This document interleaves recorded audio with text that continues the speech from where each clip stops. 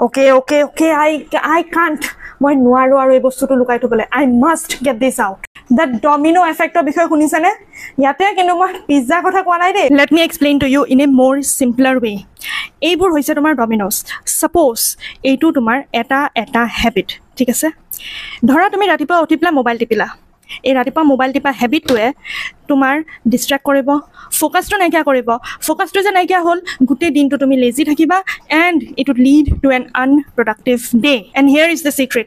The domino এফেক্টে আমাক বুজায় যে যদি আমি গোটেই দিনটো ষ্টাৰ্টিং এটা ভাল হেবিট দি কৰোঁ, তেন্তে the whole day is likely to be more productive compared to the previous one.